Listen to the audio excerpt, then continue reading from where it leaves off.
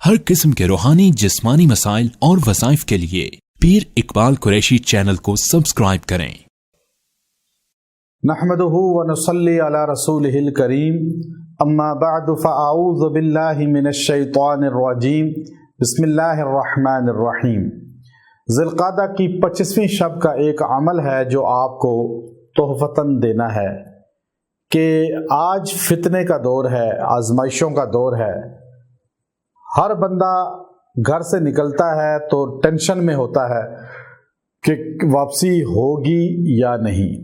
حالات ایسے بن چکے ہیں خاص طور پہ ایشیائی چند ملکوں کے کہ جن میں بہت زیادہ فسادات ہیں، سیاسی اختلافات ہیں، صوبوں کے اندر، شہروں کے اندر، ملک کے اندر بدامنیاں پیدا ہو جاتی ہے۔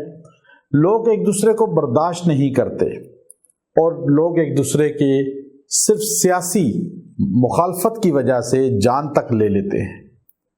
یہاں یہ عالم ہے کہ سیاسی مخالفت کو ایک دشمنی جان کی سمجھ لیا جاتا ہے، حالانکہ ہمارے اندر اتنی برداشت ہونی چاہیے کہ ہم تو ان لوگوں کو بھی برداشت کریں جو ہمارے دین کو نہیں مانتے، جو ہمارے اسلام کو نہیں مانتے۔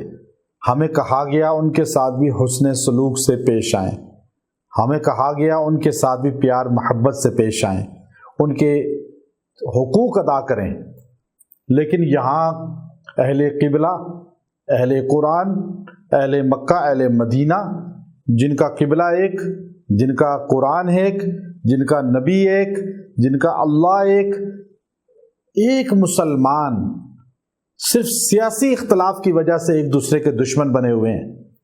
تو یاد رکھیں، اگر آپ 25ویں ذی القعدہ کو عشاء کی نماز کے بعد یہ عمل اختیار کریں گے، اللہ تبارک و تعالی آپ کو ان تمام آفات سے، حالات جو فتنے والے ہیں، چاہے وہ آپ کے شہر میں ہیں، آپ کی گلی میں ہیں، آپ کے صوبے میں ہیں، یا آپ کے ملک میں ہیں، یا آپ کے گھر میں ہیں، وہ اختلافات کے حالات، وہ دشمنی بن جانے والے حالات، وہ سیاسی یا مذہبی جو فرقہ واریت پھیلا دی جاتی ہے، اور سیاسی فرقہ واریت بھی ہے اور مذہبی فرقہ واریت بھی ہے۔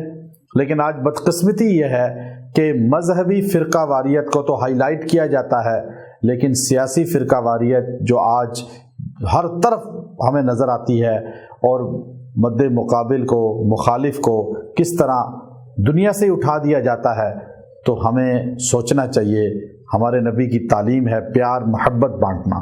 تو آپ یہ عمل مجرب 25 ذی القعدہ کو عشاء کے بعد پڑھیں۔ وہ عمل کیا ہے کہ 25 ذی القعدہ کی عشاء کی نماز کے بعد آپ نے یکسوئی کے ساتھ ایک جگہ بیٹھ کر سورہ بروج 7 مرتبہ پڑھنی ہے۔ 30ویں پارے میں ہے سورہ بروج، 7 مرتبہ پڑھیں۔ اس میں فتنے کا ذکر ہے، آزمائش کا ذکر ہے، اور اللہ نے کس طرح آزمائش سے بچایا، ایک اللہ کے ولی کا ذکر ہے۔ تو آپ یہ 7 مرتبہ پڑھ کے دعا کریں، اللہ آپ کو پورا سال ان حالات سے، ان فرقہ واریت سیاسی یا مذہبی سے بچا لے گا، اور اللہ آپ کے اہل خانہ کی حفاظت فرمائے گا۔ وآخر دعوانا ان الحمد للہ رب العالمین۔